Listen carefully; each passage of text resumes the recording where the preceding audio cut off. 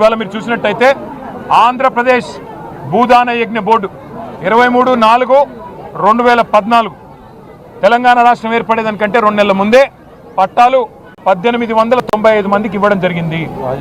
Bhoodan board స్వయంగా ఆ chairman గారు చెప్తున్న మాట, ఇవి సక్రమమైన పట్టాలు. హైకోర్టు కూడా వీటిని ధృవీకరించి మరి మధ్యలో కూడా ఇంటరిమ్ ఆర్డర్స్ కూడా ఇవ్వడం జరిగింది. ఇవాళ వాస్తవాలు ఇట్లా ఉంటే కొంతమంది కన్నుబడింది. ఈ జిల్లాలో ఉన్న మోసగాళ్ళు 3 మంత్రులు అడ్డమైన మాటలు చెప్పి అధికారంలోకి వచ్చి ఇక్కడున్న డిప్యూటీ సీఎం గారు చెప్పారు, వాళ్ళు చాలా అందంగా కమల్ హాసన్ గారి కంటే గొప్పగా నటించి చెప్పాడు. ఏం చెప్పాడు?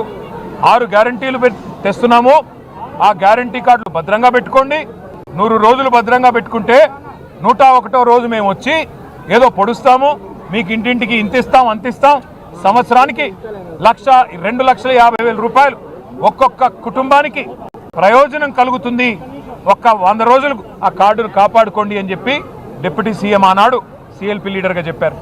ఇప్పుడున్న పొంగులేటి శ్రీనివాసరెడ్డి గారు 6 గ్యారంటీల అమలు మా బాధ్యత, మేము మాట ఇస్తే మడమ తిప్పము అని చెప్పి ఆయన కూడా అరవీర భయంకరమైన డైలాగులు. అట్లాగే తుమ్మల నాగేశ్వరరావు గారు మాటలు ఊకదంపుడు ఉపన్యాసాలు ఇచ్చారు. 2.5 ఏళ్ల కిందట ఏ మాటలు ఇచ్చైతే మభ్యపెట్టి ఖమ్మం జిల్లాలో మరి ఓట్లు కొల్లగొట్టారో ఇవాళ అవన్నీ మర్చిపోయారు.